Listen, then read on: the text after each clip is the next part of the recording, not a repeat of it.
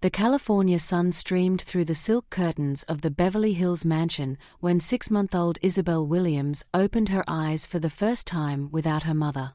She was too young to understand that Rebecca Williams, her biological mother, had lost her battle with breast cancer during the early hours of the morning.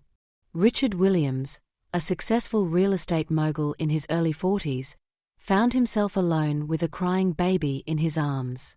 Her brown eyes, identical to those of his late wife, looked at him with an innocence that broke his heart into pieces. "My beautiful girl," he whispered while rocking Isabel, "what are we going to do, just the two of us?" The first months were chaos. Richard hired nannies, but none could calm Isabel's constant crying. The little girl seemed to be searching for something she could never find, as if her soul knew a fundamental piece was missing. It was at a charity gala for cancer research when he met Hope Morgan. Hope was a 32-year-old woman with striking green eyes and perfectly styled blonde hair. She worked as an executive assistant at a prestigious law firm in downtown LA and had been watching Richard from across the room for weeks at various social events. Not out of love, but for the opportunity he represented, a wealthy widower with a baby who needed a mother. "What a beautiful little girl," she said after the gala, approaching with a perfectly rehearsed smile. "She looks so much like you, Mr. Williams." Isabel, who normally cried with strangers, became quiet in Hope's arms. It was as if she had found what she was looking for, even though it was an illusion. "This is incredible," Richard murmured. "She never stays calm with anyone." Hope smiled, but in her green eyes was a cold calculation. She had just won the first battle. 6 months later, Richard Williams married Hope Morgan in a beautiful ceremony at the Beverly Hills Hotel. It was an elegant but intimate wedding, with little Isabel as the flower girl, babbling happily in the arms of who would now be her new mommy. "I promised to care for Isabel as if she were my own daughter," Hope declared during the vows, with tears that seemed genuine rolling down her cheeks. Richard kissed her with gratitude, believing he had found not only a wife but a mother for his daughter.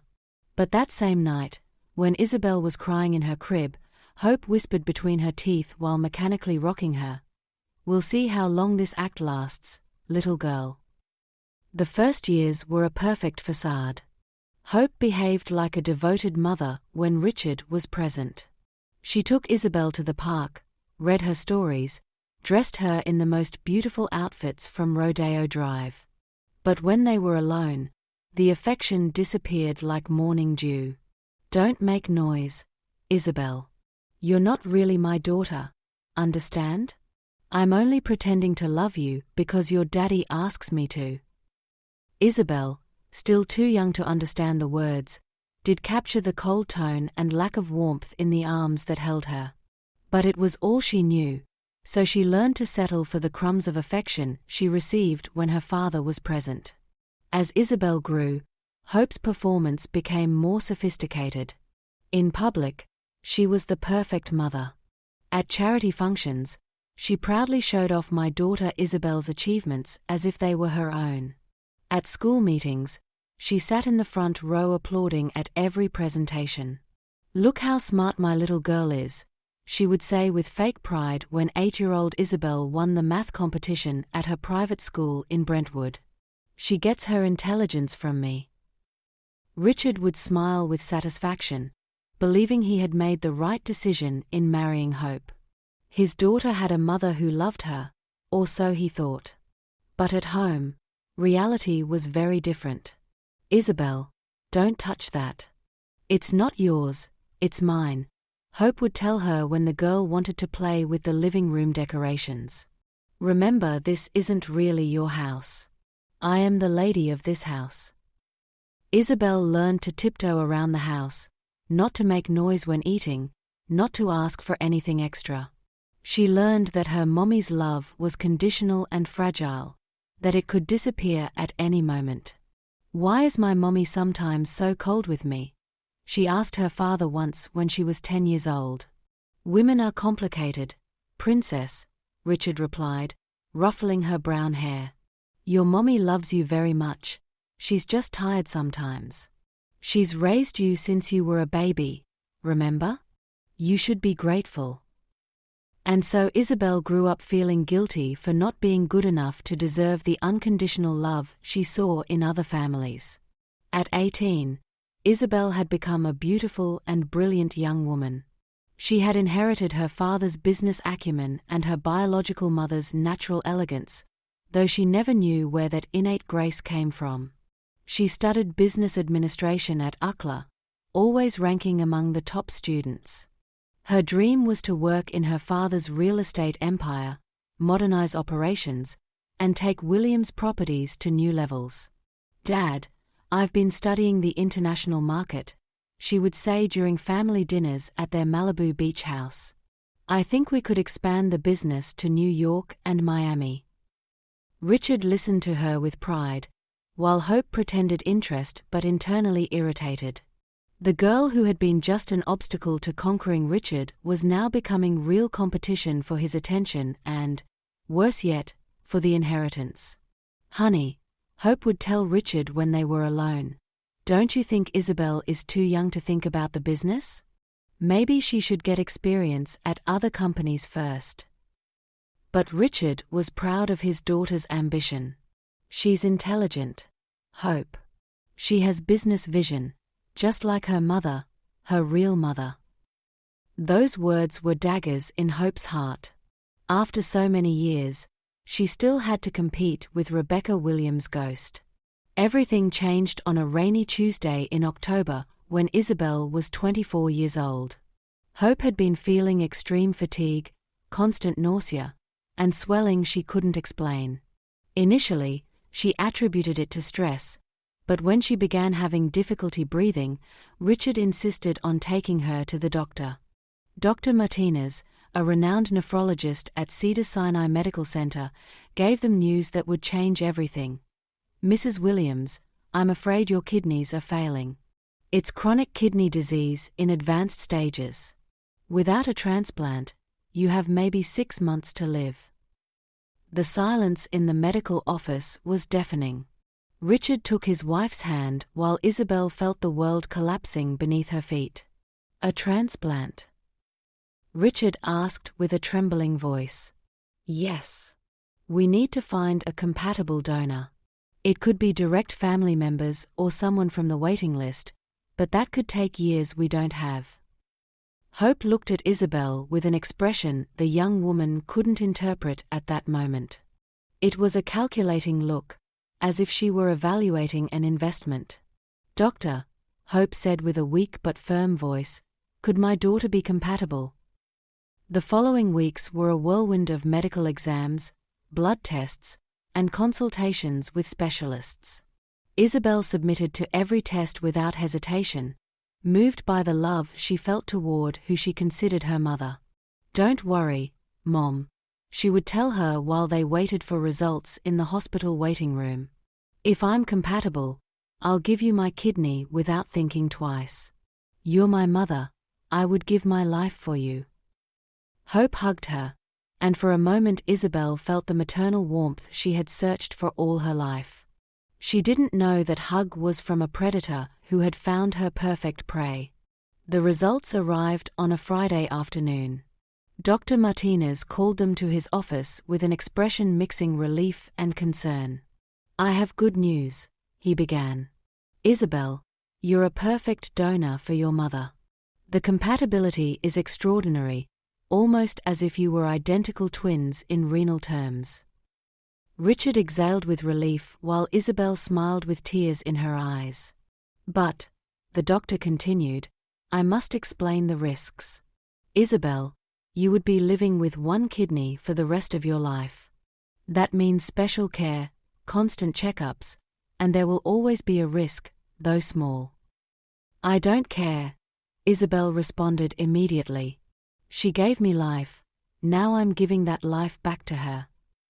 Hope squeezed Isabel's hand, but not out of maternal love, but from the excitement of knowing her plan was working perfectly. The days before surgery were intense. Isabel had to undergo more exams to ensure she was in perfect condition for donation. Meanwhile, Hope had begun dialysis to keep her body stable until the transplant. "My beautiful girl," Hope would tell her during those days, with a performance that deserved an Oscar. "You don't know what this means to me. You are my beloved daughter, my most precious treasure." Isabel melted with those words. Finally, she was receiving the unconditional love she had searched for all her life. "Mom, you've always been the most important thing to me," Isabel would respond. "Since I can remember, you've been there. You taught me everything, took care of me, loved me. This is the least I can do." Richard observed those scenes with his heart swelling with pride. His wife and daughter had a beautiful relationship, he thought. He had made the right decision so many years ago. The night before surgery, Isabel couldn't sleep. She stayed awake thinking about her life, about all the times she had felt she wasn't good enough for her mother, and now she finally had the chance to prove her love in the purest way possible. She got up from bed and went to her parents' room. She found Hope awake, staring at the ceiling. "Mom? Can't you sleep?" Hope turned toward her. In the darkness, Isabel couldn't see the cold smile that crossed her stepmother's face. "Come here, my girl," Hope told her, patting the bed beside her. Isabel lay down next to Hope, like when she was little and had nightmares. "You know what, Isabel?" Hope whispered. "You are the most wonderful daughter a mother could ask for.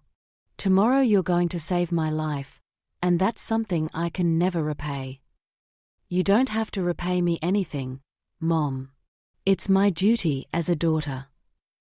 Hope smiled in the darkness. "Yes, my girl. It's your duty."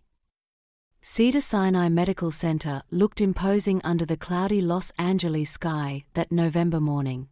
Isabel and Hope arrived early, accompanied by Richard and several family members who had come to show their support. Dr. Martinez explained the procedure one more time. "The surgery will last approximately 4 hours. First, we'll extract Isabel's kidney laparoscopically, a minimally invasive procedure. Then we'll transplant it to Hope. The risks are minimal, but like any major surgery, possible complications exist." "Doctor," Isabel interrupted, "will my mom be okay?" "If everything goes as we expect, yes. The prognosis is excellent." While they prepared them for surgery, Hope took Isabel's hand. "My heaven, my treasure," she told her with tears that seemed genuine. "You don't know how much I love you. You are my entire life." "And you are mine, Mom," Isabel responded. "I'll see you on the other side." The nurses took Isabel first. As they sedated her, her last conscious thoughts were of gratitude for being able to save her mother. Hope was taken to the adjacent operating room 30 minutes later. As anesthesia took effect, her last conscious thought was very different. Finally, this girl is going to be useful for something. Isabel woke up in the recovery unit with sharp pain in her left side. The room was full of flowers and balloons with messages of "Get well soon" and "You're a hero." "How is my mom?" was the first thing she asked when she saw the nurse. "The surgery was a complete success," the nurse responded with a smile. "Your mother is doing very well.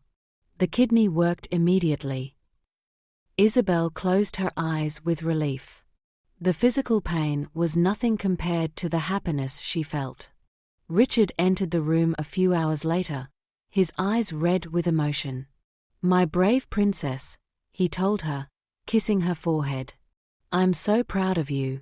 You saved your mother's life." "Can I see her, Dad?"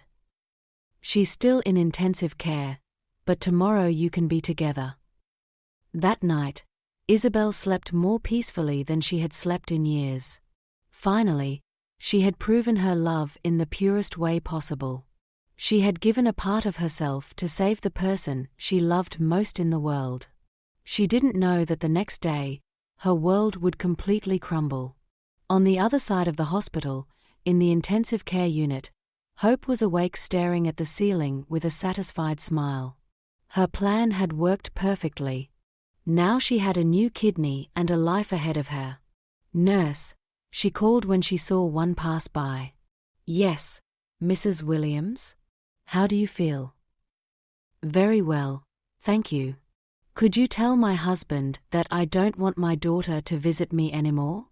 I need to rest and she can be very overwhelming." The nurse looked at her confused. "But your daughter just donated a kidney to you. Surely she'll want to see you." Hope smiled coldly. "Exactly. She already gave me what I needed." #1 Kidney, Part 2 * The Betrayal * The day after surgery, Isabel woke up feeling better. The pain had decreased and she was eager to see her mother. She had gotten up early, combed her hair as best she could, and asked the nurses to help her walk to Hope's room. "Good morning, Mom," Isabel said with a radiant smile as she entered the room. "How do you feel?" Hope looked at her with an expression Isabel couldn't immediately decipher. It wasn't the look of gratitude and love she expected, but something colder, more calculating. "Oh, Isabel.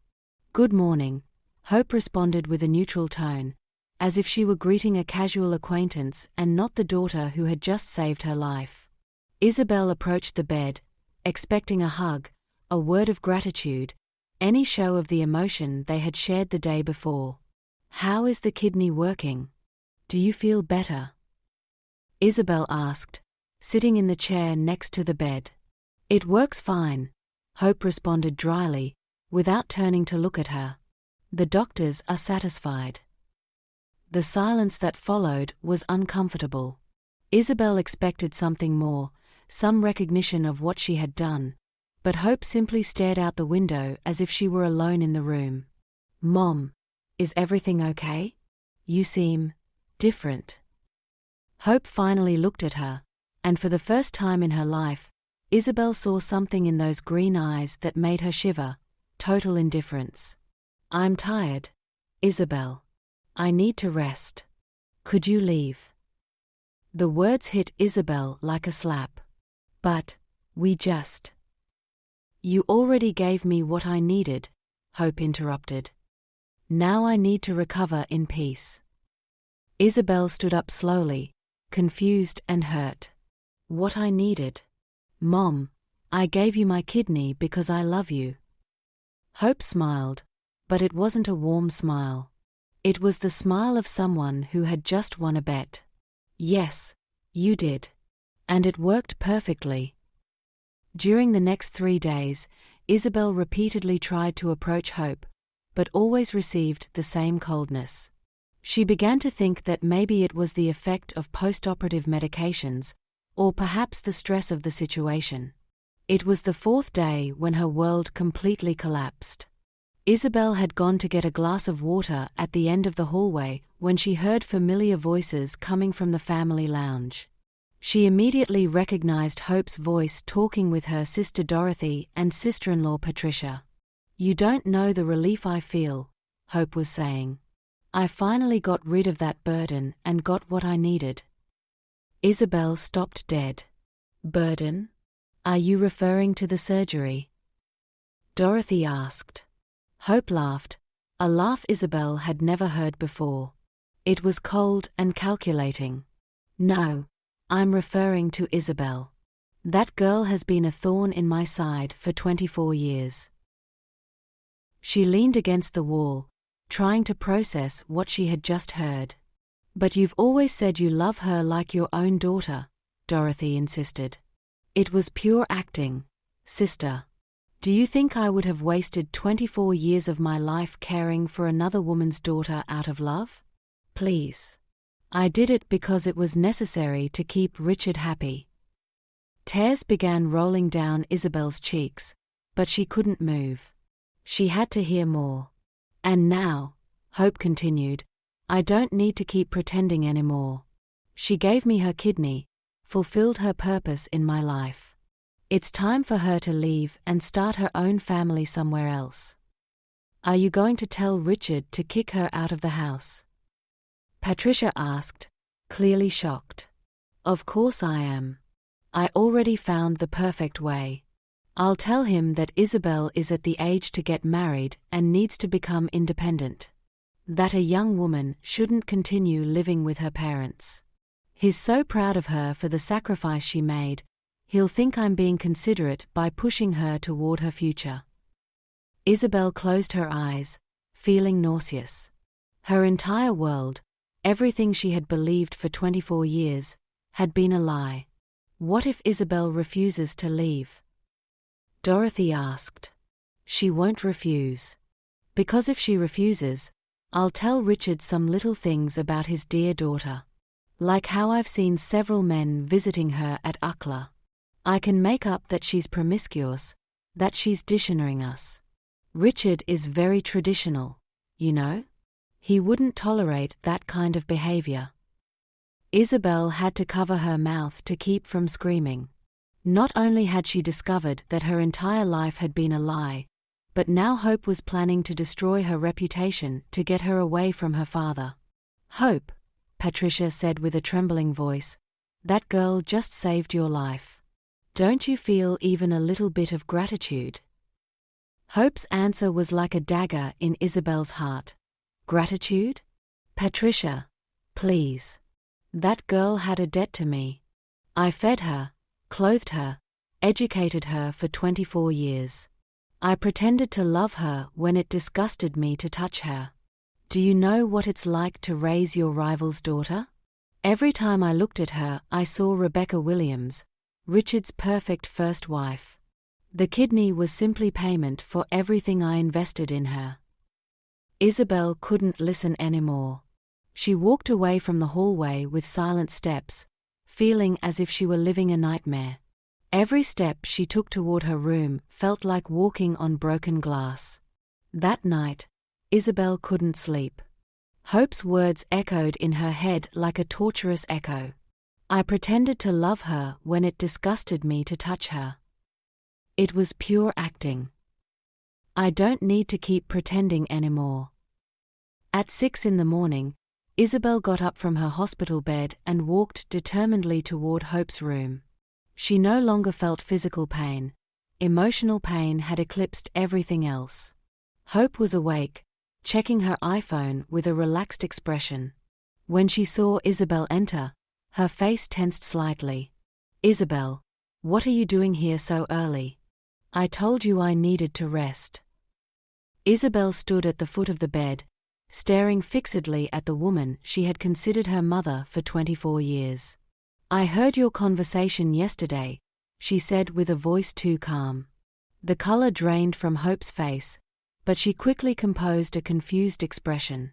What conversation are you talking about, honey? Don't call me honey, Isabel said with a coldness that surprised even herself. Never call me honey again. Hope sat up in bed, realizing her performance had come to an end. Isabel, I don't know what. I heard you talking to Aunt Dorothy and Patricia. I heard everything. Every cruel word, every lie, every manipulation. The silence that followed was deafening. Hope looked at Isabel, calculating her options. Finally, she decided there was no point in continuing to pretend. So what if you heard me? She said with a cold smile. What are you going to do about it?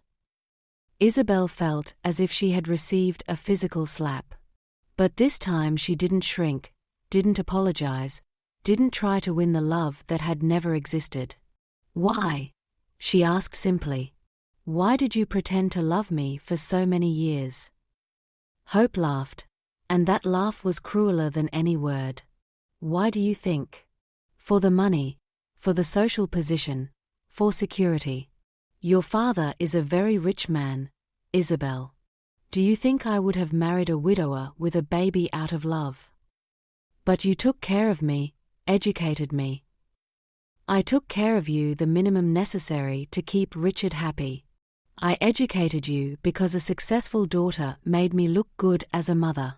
Everything I did for you was a long-term investment. Isabel felt something inside her break definitively, but strangely, she also felt a kind of liberation. Finally, she knew the truth. And now what? Now that you got my kidney, what's next in your plan? Hope smiled with satisfaction. Now you leave. You become independent. You marry some boy from your university and forget this family exists. And if I refuse? You won't refuse, dear Isabel. Because if you refuse, I'll make sure your father finds out about certain behaviors of yours that he wouldn't approve of. Isabel moved closer to the bed, and for the first time in her life, Hope saw something in Isabel's eyes that made her feel uncomfortable, a strength she didn't know existed. Go ahead, Isabel said. Tell him all the lies you want. But I also have some truths to tell him. Hope realized that Isabel was no longer the submissive girl she had manipulated for years. But she had 24 years of experience manipulating the Williams family, and she wasn't going to give up so easily. Isabel, she said, suddenly changing her tone to a softer one, I know you're hurt and confused by what you heard. The medications after surgery have me a bit altered. I didn't think through what I was saying. No, Isabel interrupted firmly. You're not going to do that. You're not going to pretend this was all a misunderstanding. You said it disgusted you to touch me. You said you pretended to love me for 24 years. You said the kidney was payment for everything you invested in me. Hope realized that tactic wasn't going to work, so she decided to reveal her cards completely. You're right, she said with a cruel smile. That's exactly how I feel. Do you know what's the most pathetic thing about all this, Isabel? That during all these years, you were so desperate for my love that you never realized the obvious. The obvious. That you were never my daughter. That your real mother died and your father had to find a replacement. That I was just a very good actress playing a role. Isabel felt tears threatening to flow, but she swallowed them. She wasn't going to give Hope the satisfaction of seeing her cry. You know what's the most ironic thing? Hope continued. That after everything, you turned out useful. Your kidney is working perfectly. So I guess I should thank you. Thank you for saving my life, Isabel. Now I can live many more years without having to pretend I care about you. 3 days later, both Isabel and Hope were discharged from the hospital. The ride home was tense and silent. Richard attributed the lack of conversation to post-operative fatigue. My two brave women, he said while driving through the streets of Beverly Hills. I'm so proud of both of you. Isabel, what you did was the purest act of love I've ever seen. Isabel stared out the window, no longer feeling pride at those words. She felt empty, as if she had donated more than a kidney, as if she had donated her soul. Hope smiled from the passenger seat, savoring her victory. That night, during dinner in their elegant dining room, Hope put the next phase of her plan into action. Richard, my love, she began with a sweet voice, I've been thinking a lot about Isabel's future. What do you mean? Richard asked, serving more wine. Well, she's already an adult woman, successful, independent. Don't you think it's time for her to start her own family? A young woman so beautiful and intelligent should be thinking about marriage, having her own children. Isabel looked up from her plate, seeing how Hope began to weave her trap. Hope is right, Richard said thoughtfully. Isabel, you're 24 years old. In my day, women were already married at your age. Dad, Isabel said carefully, I'm happy living here, with you. This is my family. Of course we're your family, my love, Hope intervened quickly. But a woman needs her own space to grow. Wouldn't it be wonderful if you found a good man, got married, and gave us grandchildren." Richard smiled. "Your mother is right. And after what you did for her, you deserve all the happiness in the world." Isabel felt the trap closing around her. What if I don't want to leave yet? Hope exchanged a quick glance with Richard. "Isabel," Richard said, "it's not that we are kicking you out. But think about it. You have a brilliant career, you're beautiful, intelligent. The world is waiting for you. Besides," Hope added with false sweetness, "you've already done so much for this family.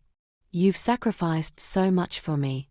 It's not fair for you to keep sacrificing your future by staying here taking care of us." Isabel saw the perfect manipulation.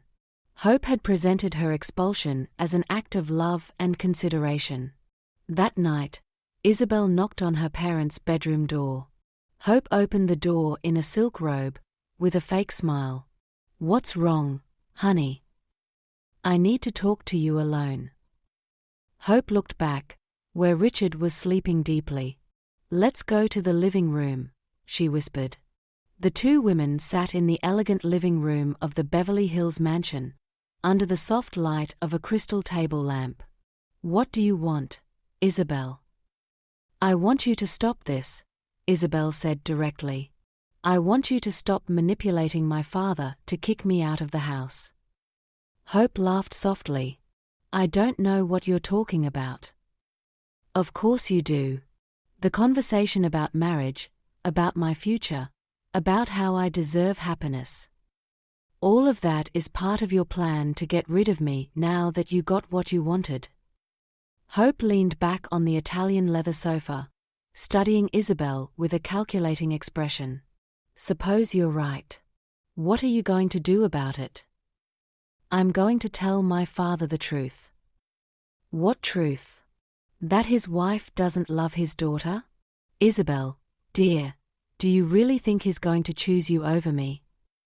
The words hit Isabel like a slap, but she continued. "I'm going to tell him that you manipulated me to get my kidney." "You didn't manipulate me. I asked for help and you agreed voluntarily. In fact, you were the one who insisted on doing it, remember?" Isabel realized Hope was right. Technically, no one had forced her. "I'm going to tell him the horrible things you said about me at the hospital." "Are you going to tell him? Really?" Hope smiled. "Isabel, think carefully. Your father is 60 years old. He just went through the stress of almost losing his wife. Do you really want to destroy his marriage with stories that will sound like jealousy from a daughter who doesn't want to leave home?" Isabel felt the trap closing completely around her. "Besides," Hope continued, "even if you told him everything and he believed you, what would change?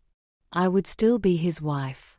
You would still be the daughter who needs to become independent. The only difference would be that you would have destroyed your father's peace in his golden years." Isabel remained silent, realizing Hope had thought of everything. "But let's make a deal," Hope said, leaning forward. "You leave this house voluntarily, without drama, without scenes, and I'll make sure Richard gives you a good amount of money to start your independent life. I can even convince him to help you buy a condo in Manhattan Beach." "And if I refuse?" "If you refuse," Hope's smile became dangerous, "I'll make sure your father finds out about certain behaviors of yours that he would find very disappointing." "What behaviors? I haven't done anything wrong." "Haven't you? What about those afternoons you spend at your friend Michael's house from Ukla? What about those nights you come home late saying you were studying at the library?" Isabel froze. Hope had been watching her, documenting her life. "Michael is just a friend. And I was at the library." "That may be true, but do you think Richard will see it that way when I tell him his pure and innocent daughter is visiting men at their homes? When I tell him I've seen you with different guys from Ukla?" Isabel realized the evil genius she was facing. Hope had been preparing this move for months, maybe years. You have 1 week to decide, Isabel. Either you leave the easy way, or you leave the hard way. But you're leaving. During the following days, pressure intensified. Hope had begun planting seeds of doubt in Richard's mind about Isabel's reluctance to become independent. "I'm worried about her, Richard," she would say during breakfast, while Isabel pretended to read a book. A girl her age should be excited about the idea of her own freedom.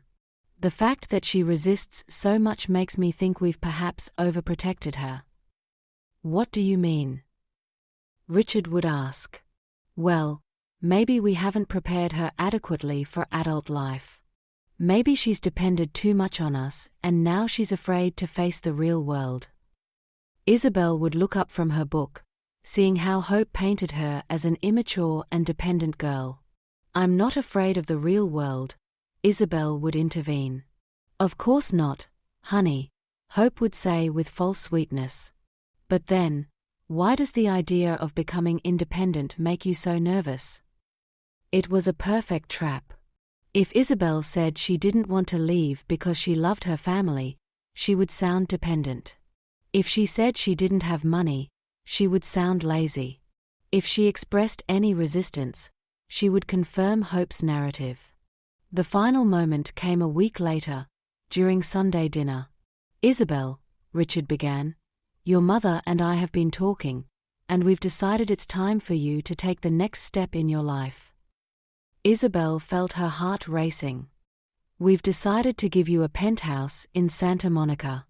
A beautiful place, close to job opportunities, perfect for an independent young woman."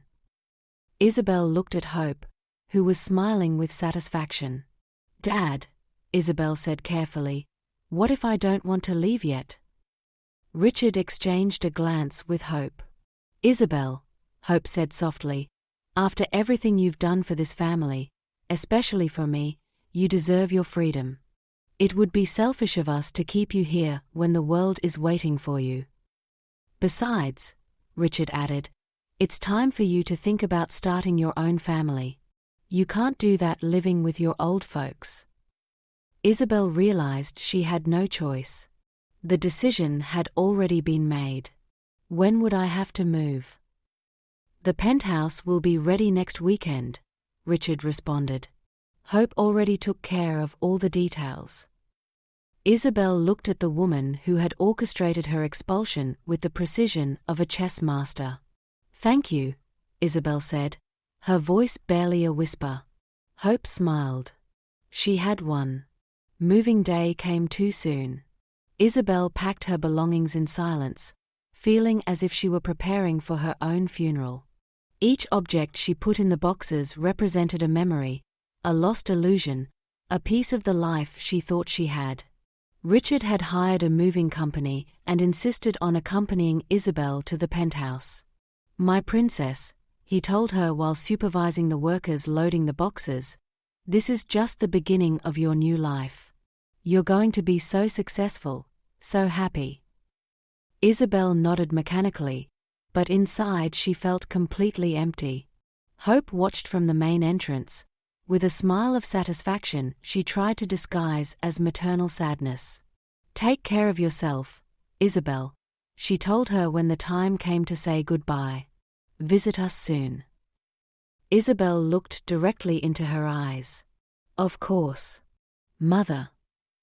The word mother sounded strange on her lips, full of sarcasm that only Hope could detect. The Santa Monica penthouse Richard had bought was beautiful. 2 bedrooms, spacious living room, modern kitchen, located in an exclusive area near the beach. Any 24-year-old woman would be excited to have her own place. But Isabel felt as if she were in a golden prison. "Do you like it, princess?" Richard asked, proudly observing the fully furnished penthouse. "It's beautiful, Dad. Thank you. I've also deposited money in your account for your first year's expenses. I want you to focus on finding a good job, maybe at an international company. You have so much potential." Isabel hugged her father, inhaling his familiar cologne for the last time. I love you, Dad. And I love you, my girl. You'll always be my most precious treasure. When Richard left, Isabel was alone in her new penthouse. The silence was deafening. For the first time in her life, she was completely alone. She sat on the new sofa, in the middle of all the boxes to unpack, and finally allowed the tears to flow freely. She cried for the mother she never had, for the love that had been a lie, for the kidney she had given in exchange for nothing, for the family she had just lost. But sometime during that first lonely night, something changed inside Isabel. The tears dried up and in their place appeared something new, an iron determination, a strength she didn't know she possessed. Hope thought she had destroyed her, that she had sent her into exile to disappear from their lives. But what she didn't know was that she had just awakened a woman who no longer had anything to lose. Isabel Williams had died that night. Who got up the next morning was someone completely different. A woman with one kidney, a broken heart, but with an unbreakable will. Revenge wasn't something Isabel had planned. But sometimes, life gives you exactly the tools you need to build your own justice. And Isabel had just found hers. 2 years after being expelled from her Beverly Hills home, Isabel had done something Hope never imagined possible. She had transformed herself into an unstoppable force in the corporate world. With the money her father had given her, Isabel hadn't looked for a husband or a quiet life. Instead, she had invested every penny in her education and professional development. Accelerated MBA at USC, international leadership courses, certifications in business technology and venture capital. But more importantly, she had built something her family never had, a network of real power. At 26, Isabel was the youngest vice president in the history of Meridian Capital, one of the most prestigious investment firms on the West Coast. Her monthly salary of $45,000 plus annual bonuses exceeding $500,000 had given her something more valuable than money: absolute independence.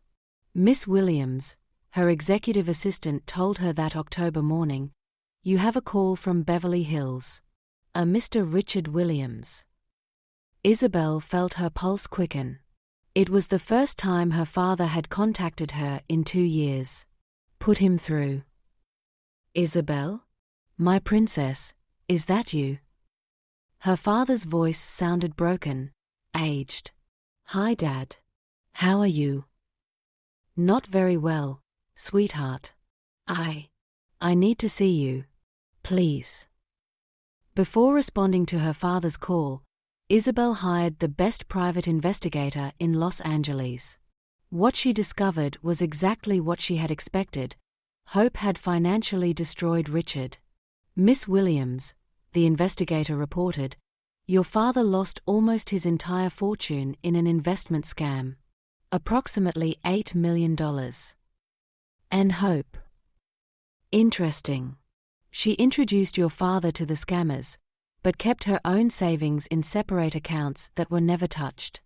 More interesting still, she's been visiting divorce lawyers." Isabel smiled coldly. Hope had followed exactly the pattern she had predicted: use, drain, and abandon. "Keep investigating. I want every detail." 2 weeks later, Isabel returned to Los Angeles.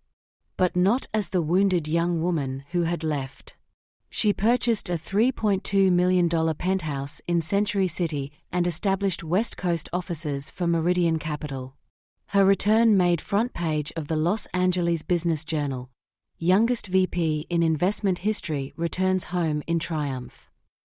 Isabel arranged to meet her father at the most exclusive country club in Beverly Hills.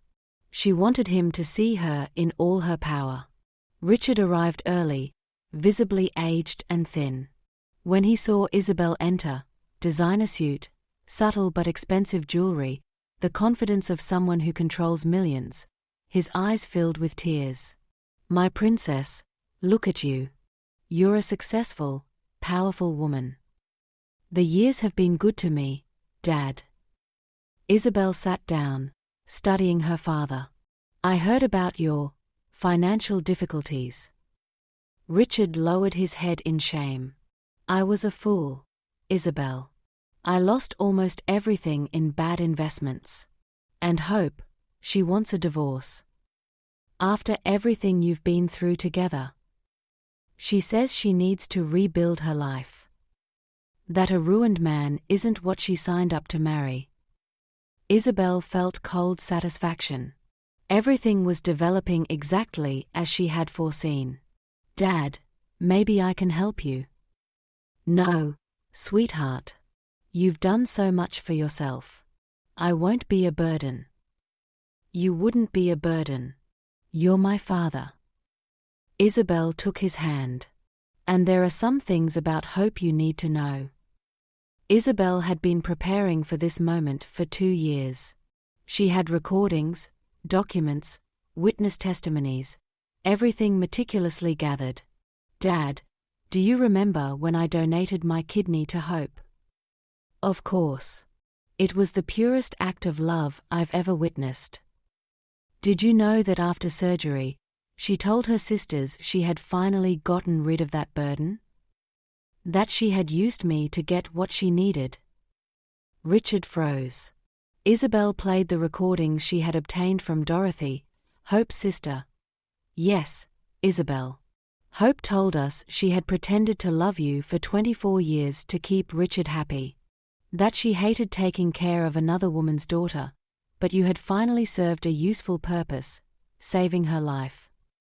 Richard's face transformed into horror. She also said she planned to kick you out of the house so she wouldn't have to keep pretending anymore. That you had fulfilled your purpose. No, this can't be true. There's more, Dad. About the investments you lost. Isabel showed bank documents and intercepted communications. Hope knew it was a scam. She kept her savings safe while convincing you to risk everything you had. Richard began trembling with fury. 24 years, he whispered. 24 years she pretended to love my daughter. And now that she got my kidney and your money is gone, she's abandoning you. Isabel organized a family dinner at Spago, the most exclusive restaurant in Beverly Hills. She invited Hope through Richard, telling him she wanted to reconcile after all these years. When Hope saw Isabel enter the restaurant, powerful, elegant, clearly successful, her face went pale with shock. Hope, Isabel said with a perfectly cold smile.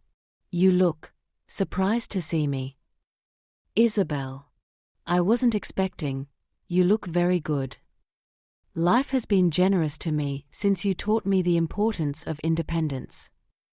During dinner, Isabel played with Hope like a cat with a mouse, speaking subtly about lessons learned and the value of sacrifice. Finally, she was direct. Dad, I think it's time for Hope to know that I'm aware of everything. What are you talking about? Hope asked, her voice trembling. About how you pretended to love me for 24 years. About how you planned to use my kidney and then kick me out of the house. About how you manipulated my father to lose his money while you kept yours safe. Hope tried to deny it, but Isabel had evidence of everything. And now that you have my kidney and my father is ruined, you plan to divorce him and disappear. With all the evidence exposed, Hope finally exploded. Yes. It's all true. I hated pretending I loved you. You were a constant reminder that I was the second choice. But you finally served me for something. Richard stood up and slapped Hope in front of the entire restaurant. Get out of my life. I never want to see you again. In the following months, Isabel helped her father rebuild his life. She hired the best lawyers for the divorce and to recover part of the money lost in the scam. Thanks to her international connections, they managed to track down and recover $6.2 million of the $8 million lost. The scammers were arrested and their assets confiscated. Hope, facing possible criminal charges for complicity, accepted a divorce without any financial benefit and disappeared from Beverly Hills. "I can't believe we recovered so much money," Richard said, emotional. "That's what happens when you have the right resources and connections, Dad." Isabel proposed something revolutionary: merge her father's recovered businesses with her own operations. "Dad, let's be partners.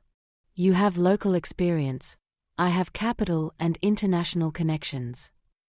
In 6 months, they had created Williams Meridian Enterprises, a corporation that quickly became one of the most successful on the West Coast. Isabel was named CEO, Richard as chairman of the board. At 27, Isabel controlled assets worth over $60 million. A year later, Isabel received a call that completed her revenge. "Miss Williams, this is Dr. Martinez from Cedars-Sinai. I have news about Hope Morgan."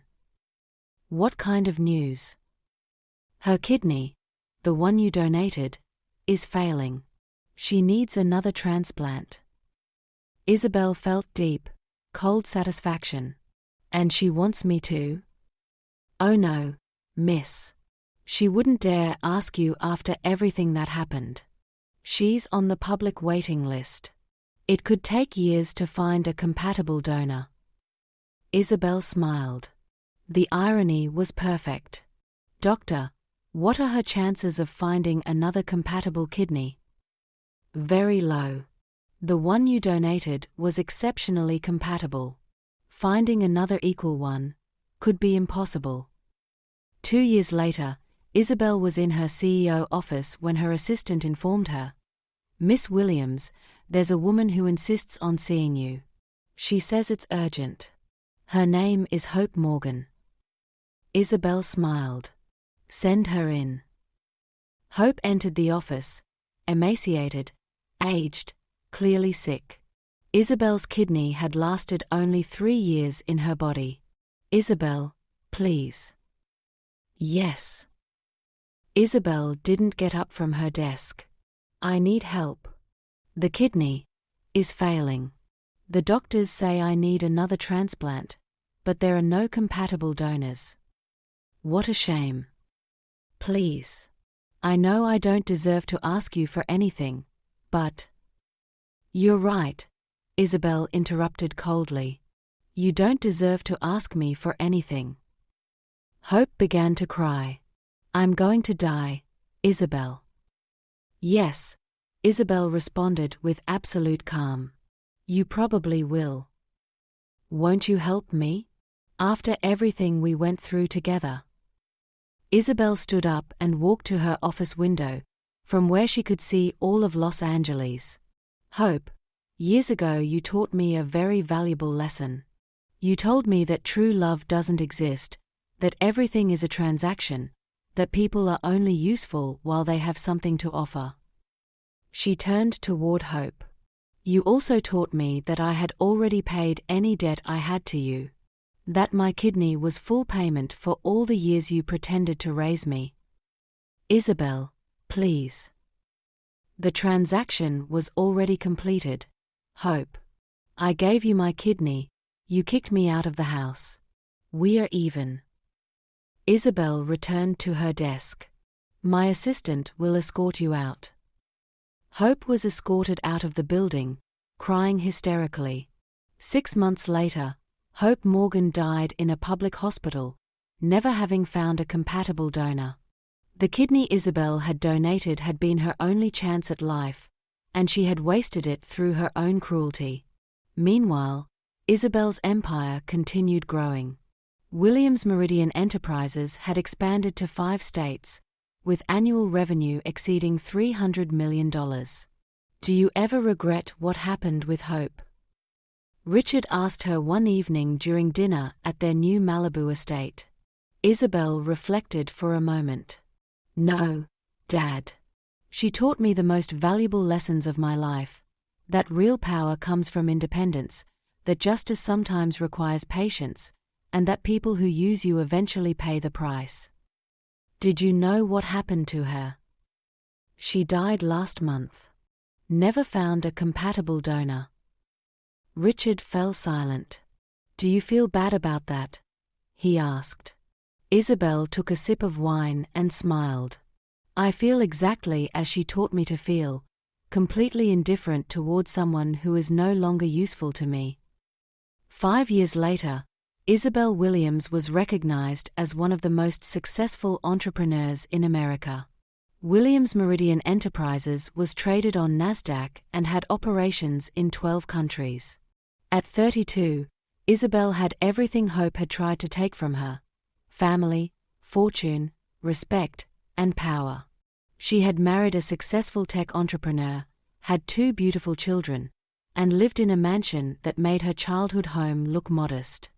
Richard, completely recovered and proud of his daughter, worked alongside her as an equal partner. One evening, while reviewing reports in her home office, Isabel found an old photo: her, Hope, and Richard at a charity gala years ago. Hope's arm around her shoulders, both smiling at the camera. Isabel studied Hope's face in the photo: the fake smile, the calculating eyes, the perfect performance. She placed the photo in the fireplace and lit a match.